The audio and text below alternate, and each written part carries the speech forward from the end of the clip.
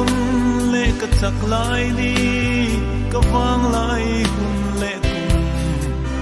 zong te kha itan pe phal lo vin lal pa ka du danin ka mangral thi ka chak na thrui le thei na chuangin nang kamamo ngai lo senga ma se ka wang lai hun na lo liama chak na tlem te chau ka nei ta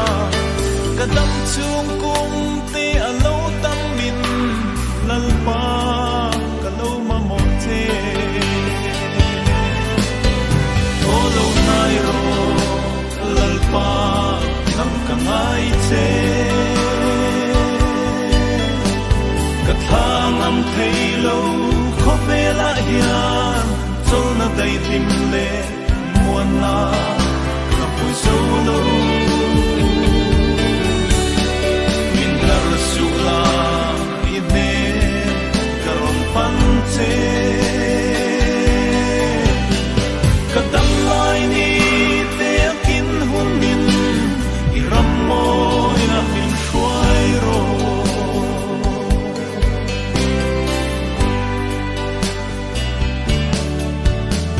ram ro pui le til ti thei te po an ral le thin kho ve la ya mi ro pui le mi ming thang te kha dai rial changin an tham ral thi ka khol sin kum le ka dam chen tur eng tiang nge ni do ka hret hiam si lo ka hring nun par a lo chuai anga ka top na ni a lo them lim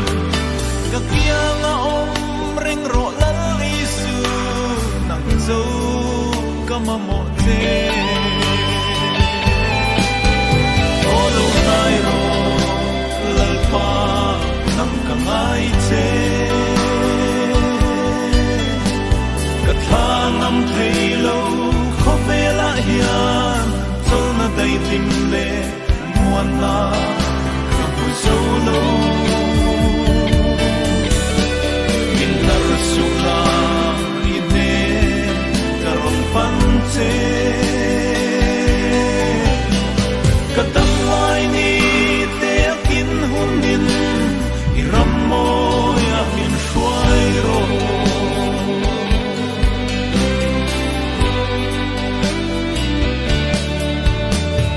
chun le zua le i thian du ten sira nolin mutiang an chon chemo i mangai ber i in na na chuan wanang nolin a phat san chemo rai ra vangai chin lai leng te mu sit le diria i tuar thinem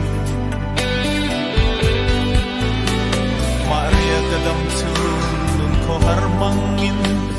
mangai tu reng i tong lo em ni eng lai po nang ma thi reng tu i suan mangai che o lo nai ro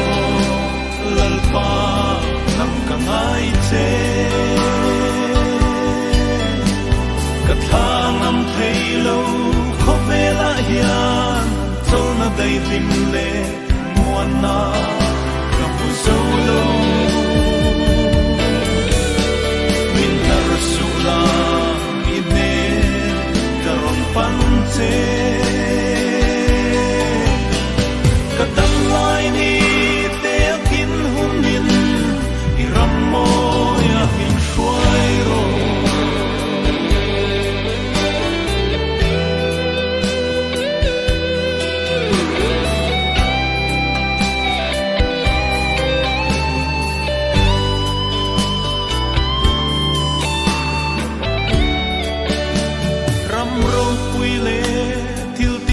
te po an ral le thin ko ve la ya mi ro pui le mi ning thang te kha dai rial changin an tham ral thin ka khwal sin kum le ka dam chen tur eng tiang nge ni do ka hret hiam si lo ka hring nun par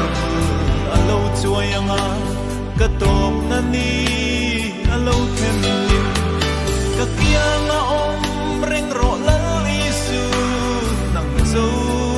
ka ma mo the